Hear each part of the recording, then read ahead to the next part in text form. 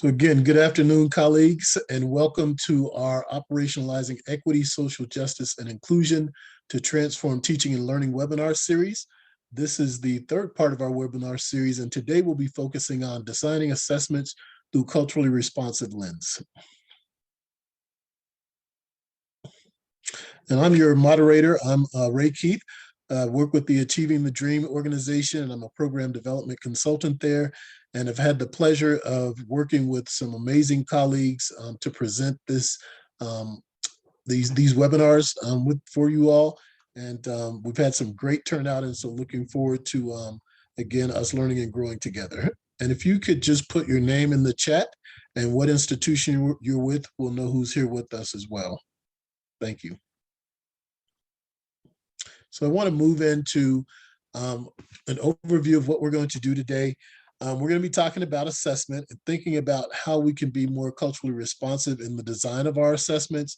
We know that traditional classroom assessments work for some students, but also lead to inequitable outcomes for students, and in some ways do not allow students to demonstrate learning in ways that are meaningful to them. So we're going to think about how do we measure learning and growth in ways that support student success. And then our panelists will be providing examples of successful, innovative, and digital assessment approaches that center the students and allow for their authentic and culturally responsive measurement of student learning.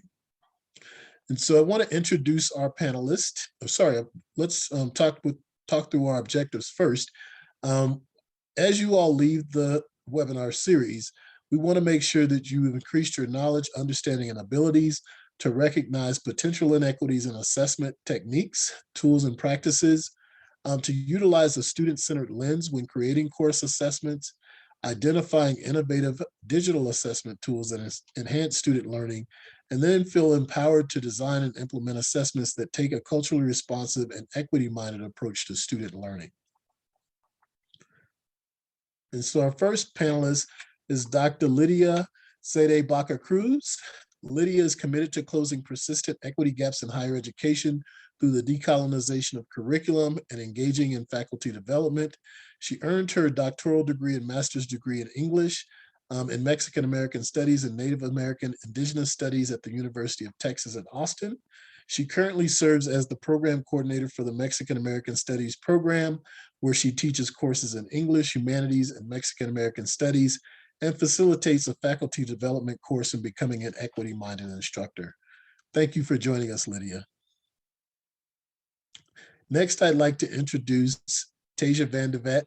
Tasia is a first-year ED student at the University of Wisconsin. She earned her master's in sociology from the New York School of Social Research in New York City. She's dedicated to bringing inclusivity, equity, and student empowerment into the classroom by honoring the skills, experiences, talents, and dedication of every student.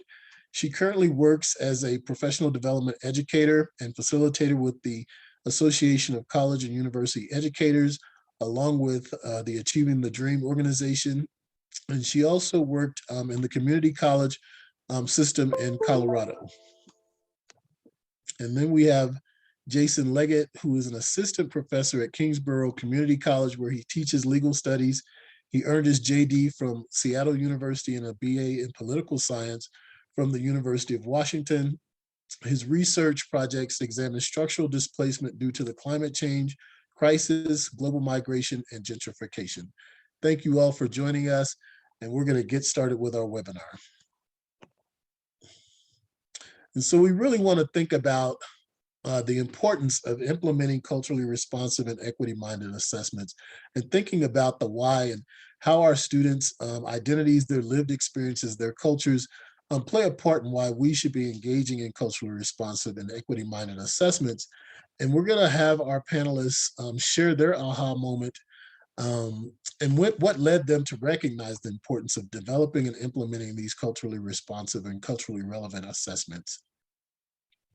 And so we'll just have a group discussion and just jump in, panelists. I can go ahead and kick us off. This is Lydia. So I guess for me, it occurred when I first started early in my teaching career. I had the opportunity to attend some professional development at a prior institution. It was a full day all about assessment. And the speaker said that you assess what you want to produce. And that resonated with me in a negative way and a positive way, because on one hand, I was like, well, students are not our products, right? But rather seeing students as kind of becoming, right, as education, as serving students to become what they seek to be. And it was a revelation for me to realize that facilitating students becoming who they want to be, becoming confident and empowered contributors to society, becoming confident contributors even to their own families and communities, that could be effected through assessments and through lessons that I designed, and that by developing assessments and assessment tools that would help students to achieve their goals and achieve learning goals of the program that I was teaching in, or even the course that I was teaching, that I could have an impact, and that facilitating learning in that way could have an impact specifically through assessment. So I've pretty much been obsessed with assessment ever since then.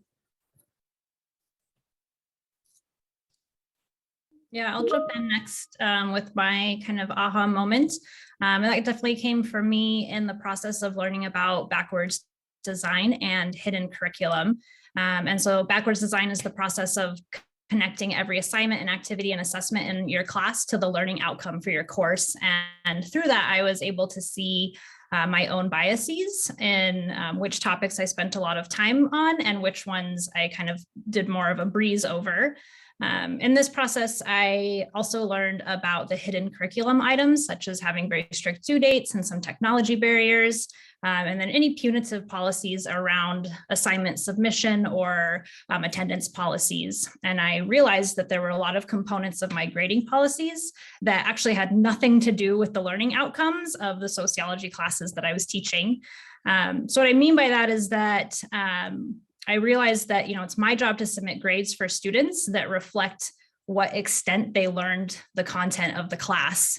But there's nothing in those learning outcomes that says they have to demonstrate that knowledge in a particular manner. There's nothing that says they have to demonstrate it on the first try or by a certain point in the semester. So, I was careful in that process of making sure that it doesn't mean the class becomes a free-for-all. We still have a schedule. We still learn and practice APA. We still use the LMS to submit work, but I'm working hard to reduce the negative impact that those kinds of hidden curriculums have on a student's grade, and instead try to spend the most of my assessment energy on the connection that they make to the content and the learning outcomes. Thanks, Tasia. So I build on those two ideas of thinking about when my institution is Kingsborough Community College in Brooklyn, New York. And when I came there 13 years ago, we had begun to implement a civic engagement requirement. And there's two kind of central questions that came up, which is what exactly is civic engagement, and then how do we assess it? Kingsborough, being an urban community college in Brooklyn, is incredibly diverse. Half of our students are foreign-born. Nearly 85% of our students are on Pell, and we represent over 120 nationalities. And so civic engagement wasn't going to mean one thing to everyone, and it wasn't going to be a one-size-fits-all. On top of that, I had learned participatory action research, which is what I brought to the community college, and was interested in rights consciousness and legal mobilization with those particular students.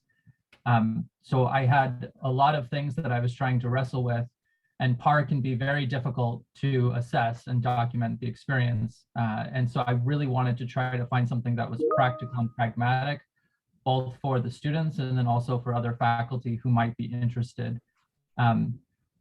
We had an interesting moment a couple years later when I was working with students and we were discussing Brown versus Board of Education.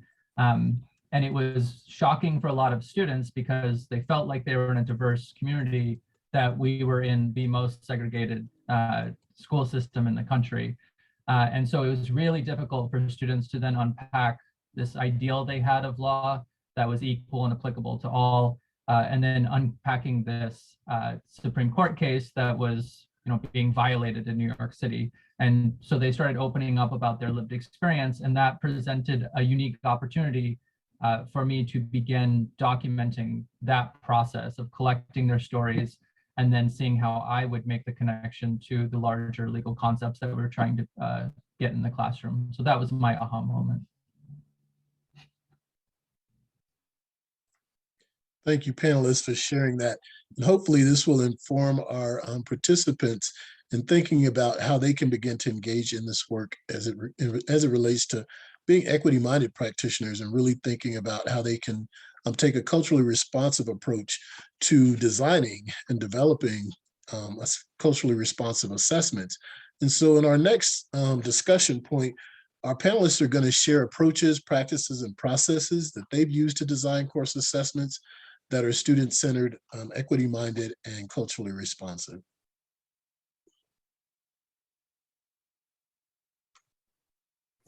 Yeah, thanks so much. So one of the things that I would add to my aha moment is just kind of this, again, realization that assessment in the form of grades, but also formative assessment, getting feedback from students in kind of in a just-in-time sort of framework is indicative of ways in which that I can change and kind of continuously improve the curriculum and strategies that I use in the classroom. So kind of thinking about it as a measure of how I facilitate teaching and learning as much as an assessment of students' learning. So one of the bigger changes that I've made to my grading system recently is in shifting from a percentage grading scale or a 100-point grade scale to a GPA grading scale or a 4-point grade scale. And if you could yeah, thank you.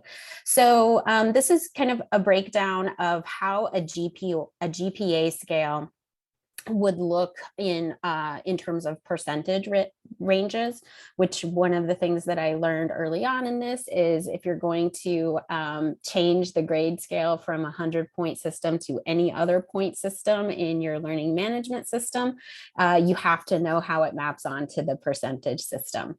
So the impetus behind this actually came out of some professional learning that I had attended at Austin Community College, in which the point was raised that the percentage grading scale that we're also accustomed to actually skews towards students' failure. If you think about the fact that 70 of those 100 points are in the failing range and only 30 of them are in the successful range. By contrast, a GPA scale, which is what is used for college admissions and transfer and graduate school and a whole host of other things, even including financial aid, right, is actually skewed more towards success. As you can see, about 34% and higher is considered successful on the GPA grading scale. So one of the challenges that I've faced with this and implementing this is not only are we as faculty and administrators really comfortable and accustomed to the 100-point scale or the percentage scale, but students are too. If you could click the next image. So this is a sidebar that I have in my syllabus, and I will put a link to this syllabus as a Google Doc in the chat there. And so I would have students saying like, I'm working so hard. Why am I failing everything? I have like 50s and 60s and on everything. And And so I started putting this sidebar in my syllabus to say, if you're getting a 40 to 50%, that means that you actually have demonstrated competency in the skill or knowledge that you're learning, and that you should celebrate that you have achieved that. And at the same time, look at my feedback to see how you can improve and get, a higher percentage next time, if that's what your grade goal is.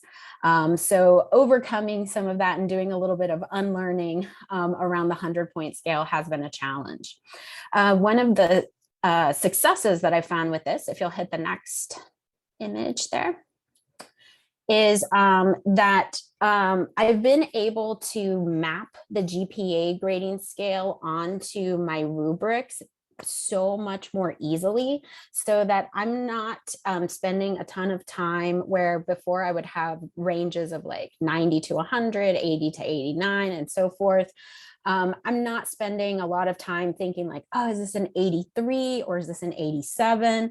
I've noticed also that it eliminates some equity challenges that, for example, I would tend, when I had point ranges, I would tend to give higher points or skew higher on the point range for students that I connected with more, that I had more of a relationship with, that I had kind of greater rapport with. And so you can see how that would also exclude some students that I didn't necessarily have those relationships with, which very often were students that, did not necessarily reflect my identity. And so with the 4-point system, it's an additive rubric, not punitive, not punishing or penalizing students for some of those hidden curricula things that Tasia was talking about, but rather recognizing that once students meet a milestone, they can't unmeet it, right? So they get that credit, they get those full points, and on something like this with multiple criteria, they would have a total where 50% of the total would be considered, or approximately 40 to 50% of the total would indicate competency of that particular skill or knowledge. So on the whole, for me, once overcoming like some of the students' questions, it has led to so much greater transparency. And in terms of outcomes, I've actually seen a lot of closing of gaps, particularly among men of color students. Great, thanks, Lydia. How did you address like students adjusting to this new approach to your grading and your assessment practices? So one thing I did was, you'll see in the syllabus that I posted, I have a whole section that explains what is GPA grading, what does grade point average mean, what role does it play in your college life, how to calculate your GPA, and how I use GPA grading. And then that's something that I explicitly go over in the first week and just kind of remind students all along the way. After I'd say about like 4 is the threshold. After about 4 of those reminders, or students coming to me and saying, why am I failing at your class? And I'll say, you're not, you're doing great. You actually have a B. Then it usually gets to the place where they feel comfortable, the students feel comfortable, and they start saying, oh my gosh, I like this system so much better. Because not only has it helped me to understand where I am in your class and skew towards my success, but also now I understand how my GPA is going to inform like my next stage in my education. Great. We have a question in the chat. If you have a grading scale set by your department, how have you been received by using the GPA grading scale? That is a great question. I have not had to encounter this. So I did run it by my department chair when I first started using it. And since it was proposed in college-wide professional learning setting, I think there's been some openness to experimenting with it. I did report back to my department chair after the first experiment with it, some of the things that I would change, and as well as some of the successes that I saw, especially around closing equity gaps with men of color students. And so they've been really supportive. Thanks, Lydia. And now Tasia is going to share her experience with taking a culturally responsive approach to designing course assessments. This is actually Jason. Oh, sorry, Jason. Go ahead, Jason. Okay, thanks. So at our institution over the last year, we've been providing course level and section level data on specific performance from race, class, and gender, as well as Pell Grant status. Prior to that, we were looking at a very macro level and mostly focusing on entry level classes. And so because my legal studies classes were in a criminal justice program, I wasn't really getting much data. So what I wanted to try to do once I got my data and I looked and compared it to the rest of the data on the campus, what struck out to me is that in the criminal justice program, we had higher passing rates and more equitable outcomes. And so kind of in conversation with the provost and some other teaching and learning folks, we started, I guess the obvious question is, why is that? And so we started discussing with each other within the program, and then started really focusing on the micro level, what was working in class and what obstacles were we creating, and tried to just kind of pull our heads together. We had a pretty clear picture from the instructor point of view of what we were doing that was good and what was bad, but I was still curious about what was going on with particular groups of students and to try to identify any patterns. And so I took two new approaches that I kind of played with earlier through PAR, but I wanted to really do it in a much more meaningful way. And so I started doing Google Forms to do check-ins every couple weeks and to explicitly ask students how they thought the class was going, what kind of support did they need, and then just a couple questions that got them to think critically about the material, but also in a way that would be open-ended so I could read from those answers where they might be struggling. And then I took that into the classroom. I guess I should say at City University of New York, we teach 8 classes a year, and I teach in 3 different modalities. And so a lot of the stuff I do online, I also try to see what I can do in person and in the hybrid format. So one of the things I did was took the qualitative interview approach that I was using in Google Forms and replicated those questions in focus groups in class to kind of see where the dialogue went. And oftentimes students would share a lot more personal stories in those focus groups than they would online. Online, they tend to be quick and to the point. And in class, they tended to really talk about very particular situations they were having in other classes. From that, I decided that I needed to think about moving away from prescriptive assessments. So my rubrics were still looking pretty prescriptive. They were kind of defining what I thought students needed to learn, but I really wasn't seeing it in development kind of framework. And so I got curious about ways of documenting different ways of being and knowing, and really starting to turn the corner towards the co-production of knowledge and having students participate in a more formative assessment process. So they got to kind of talk about what kind of assessment they thought was useful, and then also thinking about what would be good knowledge to produce about legal studies in general. And so I think what was interesting was that once they started collecting stories, as you see in this quote here, most students talked about well-being and support from faculty as being linked.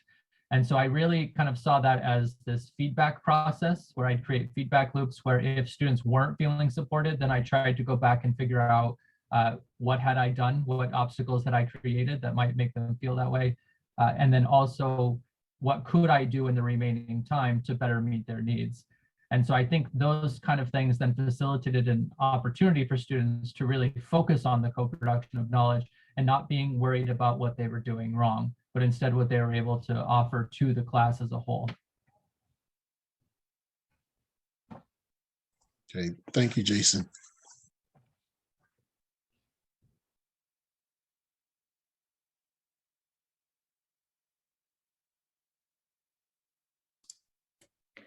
So I'm going to share some examples of assessment strategies from Sociology of Deviant Behavior, which is a course that I taught and also built. And in that course, we cover a lot of foundational theorists, as well as topics relating to race, to gender, substance abuse, sexual deviance, suicide, mental health, physical disabilities, kind of the spectrum of deviance topics. Deviance in the sociological term is anything that goes against the norm. So it's not necessarily an act of crime, although we do talk about acts of crime as well. As with many disciplines, when it comes to discussing foundational theorists, we find ourselves reading white men. And I got to actually pick the textbook for this class. And so I spent a lot of time working to find a book that gave a stage to multiple voices, especially around race. But ultimately what I found is that the foundation readings in the book were still primarily texts from white male voices. So for example, in this upper box, one of the required readings is The Life Course Perspective by Robert Sampson and John Lobb, who are two white men. So this set up a challenge for me. And the big question became, how can we read foundational theories while also engaging diverse voices? And so in the process of trying to answer that question, I found an article by Nicole Schoenberger, and she wrote an article called The Life Course Perspective Through the Lens of Race. And so her article is a critical analysis of the foundational theory that we're supposed to read. And she wonders if the theory can be applied broadly to a whole society, or if other considerations should be made across racial groups in a society. And so this article was perfect to address all of the things that I wanted to do. She has to lay out the foundation of the theory. So we're still, as a group, getting that information, getting that content. But then we're also reading it with this critical lens, and we're getting not only the groundwork knowledge of the theory, but then also the theory or the lens towards applying the theory to racially diverse societies. And then we read this at the beginning of the term, of course, because it's foundations, and we're able to then keep referencing back to it of how we can apply these kind of generalized theories to diverse communities in our society. So following that, another thing I realized in our course, I'm moving to the purple square on the left here. Another thing I realized was that I needed to do better at sharing the diversity of the authors with the students. I, of course, knew that the authors were diverse because I went through the process of finding the book and reading up on all of the authors, but I quickly realized that I wasn't sharing that in any meaningful way with students. So what I started to do was I started including the author's bio, their photo, and a link to their webpage, whether they had a personal webpage or if they were a professor somewhere. I would link to their school website. And I included this on the handout that had the reflection questions, and then also in the learning management system where they would access the questions to submit their answers. So then the links would be live and they would have another opportunity to see the photo and the bio. This did take a bit of time to put together, but I think it was really important for students to be able to read about the authors, to see the authors, perhaps see themselves in that author, or make a connection that they were from the same place or, had a similar interest or something like that. That brings me to the last course design example. This is the box on the right. This has, again, to do with diversifying readings. And I know a big concern that comes up with faculty and instructors in reworking courses to be more culturally responsive is the work that goes into creating and recreating new assignments and assessments. And I know it can absolutely be time consuming, but I also want to emphasize this way in which it can actually be load reducing for instructors. So in the deviance class, at the halfway point and at the end point of the term, students had an opportunity to submit a reading reflection on a reading of their choice. And the only parameters I set for that was that it needed to be from a reliable source and it needed to be related to deviance. And that was it. Those were the only rules about it. The reflection questions gave them a spot to link where they found the article so I could read it and access it. And then they reflected on what they learned, shared how it connected with the rest of the class, and discussed how they might apply it to their semester project. So here in this box on the screen, I've listed a few of the titles of the articles that the students chose on their own for this assignment. And so you can see that these are serious research-based articles. They cover a wide spectrum of topics. They were all really interesting. I had a great time reading them. And I know it's very unlikely I would have found them on my own because these things represent the interests of the students. And that's not clouded by my bias of what I would have been looking for, where I would have looked for them, or what I would have thought was interesting. A bonus of this assignment is that students get also an opportunity to start navigating where they want to find articles, whether that be academic through JSTOR. We were also regularly reading articles from places like Harper Magazine or the New York Times, these longer articles that kind of do a deep dive into society. So again, the results here for me is that all I have to do is write the reflection questions, and then students submit dozens of articles related to our topic that then I get to read. And all I really have to do is then grade their reflections.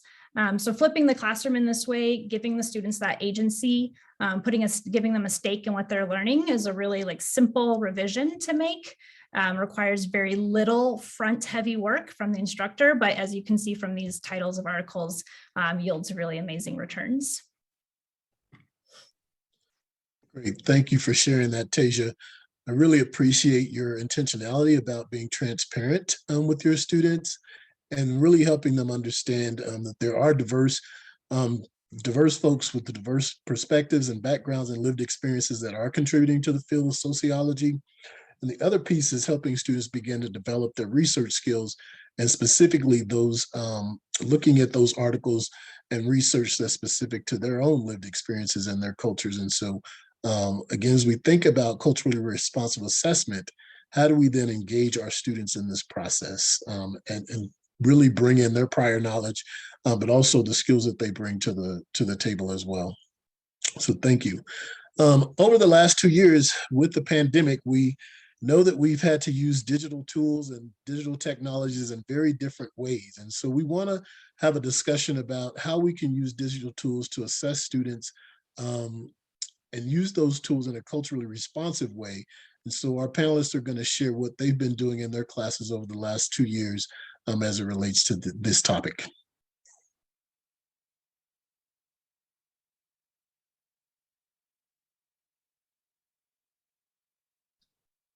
Okay, so I could talk for days and days and days about the social production of technology, and I've with PAR, I've been able to do video games, documentaries, and a large e-portfolios with assessment built in. But for this presentation, I wanted to talk about something that is more common in departments, which is the department level assessment of a particular skill set. And so in the 3 examples that I provide here, they're from 3 different classes, but the same departmental level skill set of being able to argue using rhetoric and to provide evidence in support was the general assessment process. So on the lower left-hand corner, this is a thought bubble approach that I took to designing a rubric for students in a learning community that was focused on composition around a legal or political problem that they wanted to do further research and then to write a 5-paragraph essay for their composition class that was also matched with the sociology class where they were supposed to apply some of those sociology concepts. So it was a very complicated process. And the first rubric I think had like 12 columns and 5 rows, and it was not clear to me or the students what was being asked of them. So I decided to try something. I think I saw it on Instagram, and so I thought, let me try a thought bubble approach and introduce each of the bubbles kind of 1 week at a time, where we could take a piece of writing that they'd done and look at just what was going on. So what had kind of happened in this process was I got a bunch of papers around week 3 where none of the students had followed the instructions that I had provided. They didn't identify a social problem. They didn't do any data collection. Some of them even talked about why they didn't want to find any data. And so I found this to be a counterproductive approach. So one of the things that I did using Zoom is I decided I would have a Zoom session that would be a special topics disguised as a writing workshop. And when we went over the writing instructions for the assignment, which was, I thought, very cleverly titled Letter to My Future Self, they all revealed that the reason why they didn't follow the instruction is they had no idea what they were supposed to do and how on earth they would write a letter to their future selves. And they also thought this wasn't a formal assignment. So basically they hated the assignment. And I learned pretty quickly that I didn't blame them, that they were right. So I designed the second part of the thought bubble here to address the conversation we had once we started talking about what issues they were interested in, because they were interested in quite a few of them, what research they wanted to do, and how they would support their conclusions. As what typically happens, this is a freshman course, and so they tend to overgeneralize what they think the solutions are. Many of them believe that, you know, releasing information on Instagram will solve the world's problems. And they were rather disorganized, right? So I wanted to help them with that process. And so along with the sociology professor, we talked about moving away from theory of mind, moving away from blaming individuals' motives and looking at larger structures and systems of inequality. And to start thinking about moving away from a monologue and start engaging with the kind of dialogue that I think Tasia was talking about, introducing multiple viewpoints and diverse backgrounds. And so we wanted them to kind of have that approach as well. And so the ultimate kind of response that we were looking for their 5-paragraph essay that would meet the sociology outcomes, the political science outcomes, and then also the composition really required that there be a clear problem, reliable data, and that it was organized logically with the conclusion, and they addressed some counterfactuals. So that was a process that took the entire semester, but with all 3 of us working together, we were able to come up with a different approach. And I think students, from what I heard from them, is they really appreciated the thought bubble approach as opposed to that first gigantic rubric that I had shared with them, because this was much more closer to their regular lives, their lived experience. I thought it was also important that it was a moment where the rubric can serve as a accountability measure. And so I probably wouldn't have gotten the feedback about why they hated my assignment so much if I hadn't taken this approach. I probably would have been kind of doing the prescriptive model of assessment and would have missed that. The other 2 examples I give here are based in Google Forms. And so I had gone through and decolonized my syllabus years before, but I was curious as to which articles, which resources, and which assignments students would like, so I could start to get a better idea of what I was missing. And I could go back and look at what student papers, what topics they had written about, and kind of some more work that I could do. And so I was this was over just one semester in one class, where I was surprised that they chose these 2 JSTOR articles, but that were relevant to things that were going on, particularly in Brooklyn, but also across the country. And so, you know, I thought I should probably be trying to find more articles like this that provide a larger context for some of the issues. So this semester we were looking at an article that's critical of broken windows policing, for example, and students have really responded to that as well. I had done mock trials in the past, and so what I wanted to do was create for the judiciary class, for the courts class, an assignment that would allow them to act like a judge and go through the different levels of the judiciary.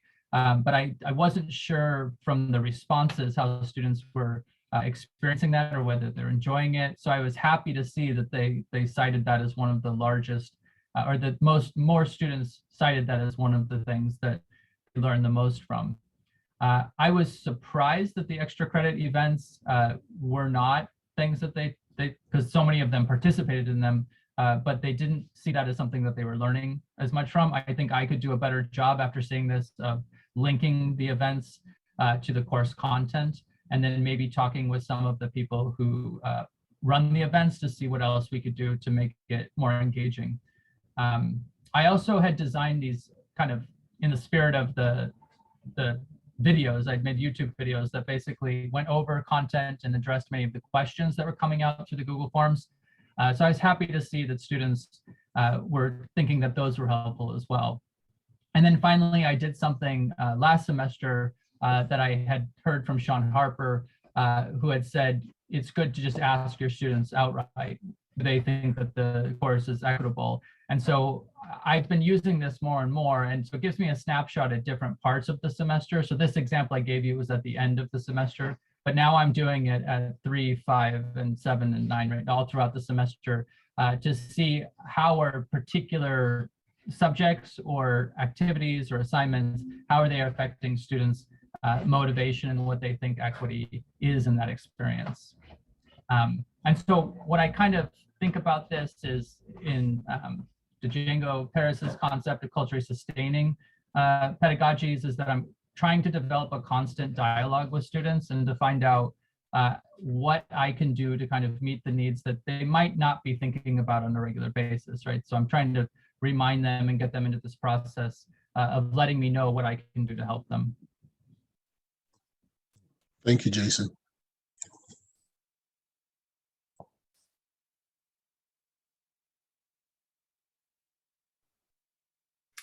So as a digital tool, I'm going to talk about a website that I actually created with my students in an Introduction to Mexican American Studies course. And I very often use websites. At ACC, we use the Google suite of products. So Google Sites is a tool that students already have access to through their EIDs. And so through their school Google accounts. But some students also in the past, like I've used websites for writing portfolios, and some students have used like the free versions of Wix or Weebly or some of those as well. So I was thinking about, as I was developing this course, I was thinking about, unlike in a composition course where students can develop an e-portfolio of their work and kind of demonstrate their engagement with the writing process, I started thinking about what is a kind of assignment, like a capstone project that students can do that is going to show them the relevance of Mexican American studies. And so I started thinking about, well, what we do in Mexican American studies, and that one of the things that we strive to do is, at least in Texas, is to interweave the ethnic studies and Mexican American Chicano studies in particular throughout curricula, right? Getting more Mexican American studies in schools. So this website, thank you, Eric, for dropping that in the chat, is a repository of design your own lesson cycles that students from this course developed. And I kind of guided them through how to develop learning objectives and learning goals, how to develop study questions, how to pick foundational texts, work with the librarian as well, who created a research guide for the students to use for this specific project. And then they developed for a final project for their lesson cycle, they developed either community engagement or project-based learning types of assignments. So what we put on the website are it has some information about my course and how my course is structured. But the heart of it really is the design your own lesson cycles that are 100% student developed. And what I really like about, if you have a chance to go through them, what I really like about it is that in the kinds of questions that they're asking, study questions, journal prompts that they're asked, the kinds of questions that they're asking, you really get a glimpse at the level of academic challenge and the high expectations that students have for their own educational experience and what they want to see in education for their children, or what they would have wanted to see in their own K-12 and college educations.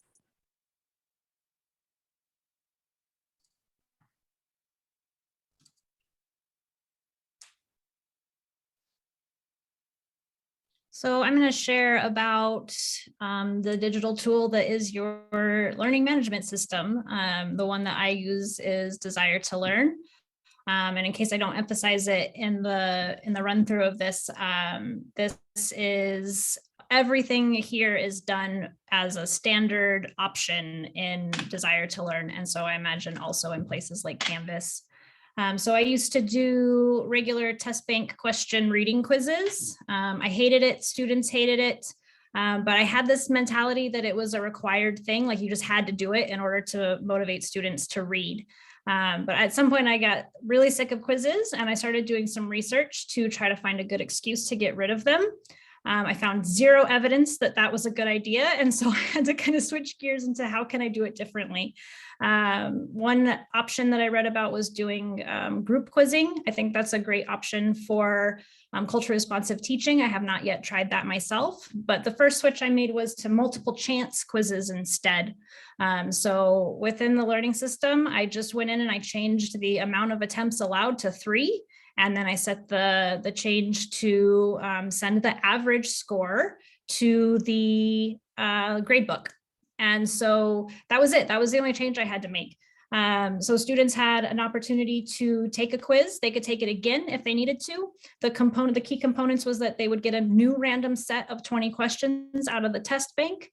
At the end of the quiz, they got to see the questions they got wrong, but not the answers. And so that was to help kind of motivate, okay, here's the piece that needs some more review and some studying, go find that and then take the quiz again. And then that also motivated folks to, still try to aim for their goal score on that first try so that they don't have to spend that time doing that. That I think worked out really well. I'm going to talk about some of the results about that here in a few minutes. But what I actually end up using now is a method that I adopted from one of my dearest friends. It's called the double entry journal. And this means for here, the number of questions varied. It would depend based on the content of the chapter, and they would get the key terms and then have 2 things to do with each key term. One was to define it in any way that they could find and then use the citation. Maybe it was the textbook, it was a video, it was another reading, it didn't matter as long as they defined the term. And then the second component was to reflect on it. And so that could mean how they see this item working in their life, how they see it connecting to the video we watched, how they want to use it in their final project. It didn't really matter as long as they just kind of dove into the topic to let me know that they understood it and they were connecting with it. And so it was a much more effective way for me to know which concepts were clicking and connecting, as opposed to a multiple choice quiz, which for all I know, they guessed, right? And got lucky on an answer. And I think that knowing that students are connecting the content outside of our space in the classroom is a goal that every instructor holds very dear. And this gave me a way to know that. Thank you all for sharing that. I think it's really important that you all have been intentional about students being able to give authentic feedback and then using that information to inform how you have made adjustments within your courses to then center students in their own learning and learning that's really meaningful to them. So we're going to move into our successes and opportunities for operationalizing equitable and culturally responsible assessments. And our panelists are going to share some student success outcomes that really transformed the student experience and led to closing equity gaps within their courses.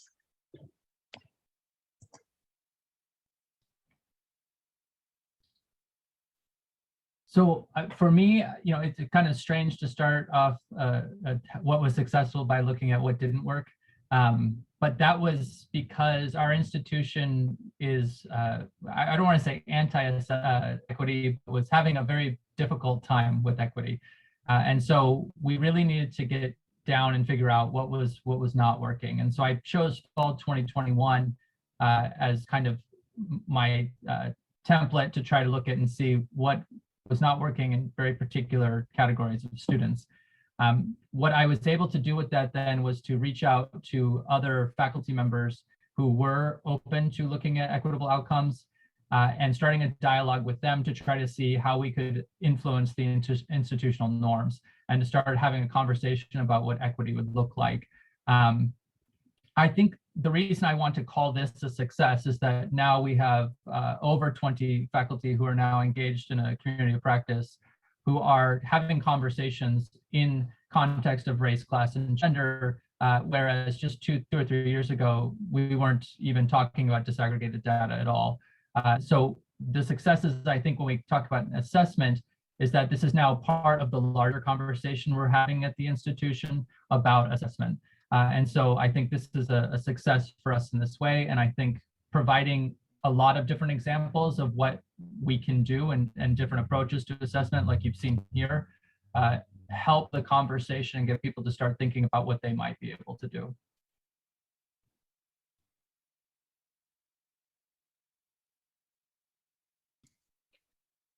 So I'm going to talk some more about that multiple chance option. I'm seeing in the chat, obviously, if you're teaching a 200, 300, 400 person class, doing double entry journals is probably not a reasonable expectation, though you could mix in some of those questions into a multiple choice exam if you wanted.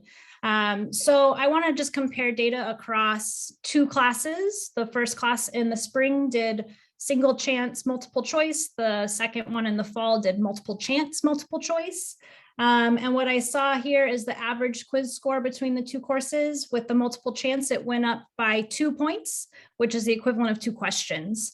So it's a pretty good increase. I like to think of it as loosely as students gaining an additional 2 points of knowledge from that quiz, right? Because they had the opportunity to go back, read some things again, and then come back and reassess their knowledge. Over 8 chapters, that's 16 additional points of knowledge for a group of students, as opposed to having that single chance. You can also see the final exam score went up between the two classes, as did the overall final grade. So that increase in content retention is visible in the ultimate outcomes of the scores there. And then just a side note, another thing that I learned, this data all came out of the learning management system, is that students started taking their first attempt 5 hours earlier than in the single chance. So the single chance students were taking their first attempt the day it was due. And the second, the multiple chance version, they were taking their first attempt the day before it was due, obviously to give themselves some padding to do that studying and have a chance to take it again. So it had this kind of side impact of managing and impacting students' time management as well.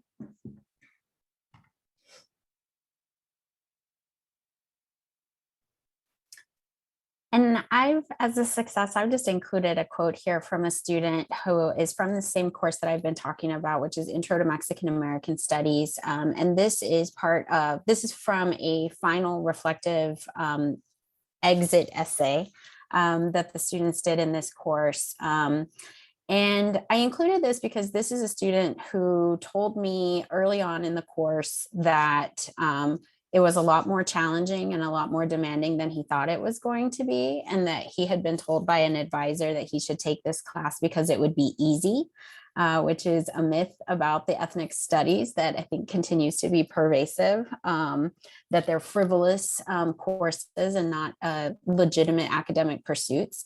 So it was really important for me to convey that legitimate academic pursuit aspect of the course. So this student did struggle a little bit with the GPA grading system and meeting that competency level because he had low expectations of the course and of his performance in it at first. But once we kind of got on the same page in terms of the rubrics and the expectations of the course, he dove completely in. So you can see here, he says that one of the things that he found is that he finds himself being more ethnically sensitive, and that he realized that he himself was practicing passive resistance without even realizing it. This is a student who is a veteran as well, and who got to speak about that as his experience throughout the course. He says, I've let go of previous knowledge in favor of new knowledge, adopting the framework of nonlinear thinking and being able to think more empirically and empathetically. The field of Mexican American studies has taught me that many of the troubles that plague Indigenous people, people of color, and minorities are due to a lack of representation in government. It is this lack of representation that allows policy and legislation to be passed that does not address the needs of these marginalized groups. He goes on to say, it is safe to say that this class has expanded my cultural awareness more than I thought possible from a class that is only 3 credit hours. So having the opportunity for this student himself to share how he has met some of the learning objectives of the course, one of which is social responsibility, another one of which is personal responsibility, another one of which is written communication. but to do so in a way that is in his own words represents a success for me of some of the various strategies and techniques that I've talked about throughout this webinar. Thank you all panelists for sharing the student perspective. And so we have a few minutes for question and answer. And so if you could raise your hand or put your question in the chat, we have about 3 minutes where our panelists can answer questions that you've been. And Eric, I know that you've been keeping track of some questions as well.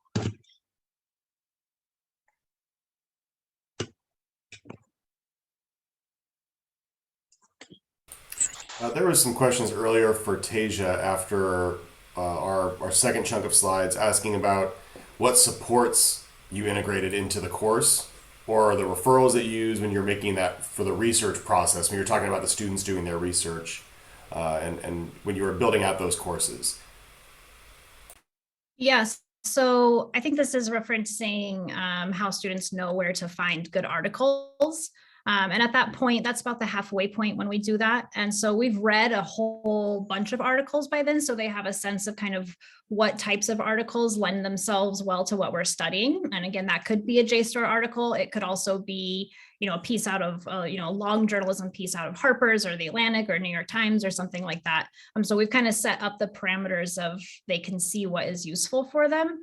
At our school, we have access to all of the journals, and so it's linked for them in the instructions and also in our course main page, so they know exactly how to get to where they're setting that up.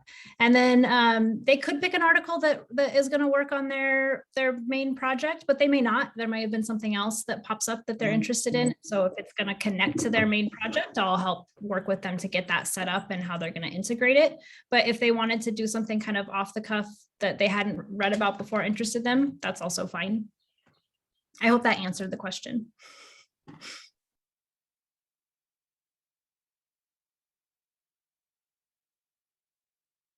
Other questions that you all might have?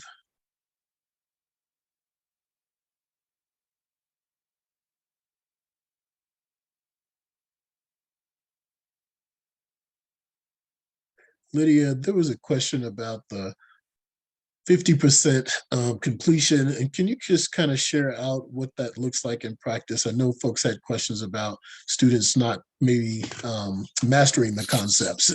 Yeah, exactly. Yeah, thank you so much for the opportunity. So Dave actually synthesized it in a way that I felt that was much shorter than I can, but he basically said something along the lines of, it's not that you're lowering standards, but you're just changing the number associated with competency level, right? So no longer is competency level 70%, it's now 50%, but the standard remains the same. And in my response to him, I suggested that what I've found actually is that my competency level is actually more rigorous than it was under the 100-point scale, because when students can quibble for points and get extra credit and things like that, there's always that potential that they may be afforded points where mastery of the skill or competency, the competency hasn't been demonstrated. Right. So thank you for that, because I know folks are wondering, are students proficient when they're That's leaving right. your course to be able to move on? And what we find is when we delve into culturally responsive teaching and learning and becoming equity-minded practitioners, we really aren't lessening the rigor. We're actually increasing the rigor in those courses for students. That's right. Yeah. So I want to say thank you to everyone who's joined us. I want to also share that we do have some upcoming events.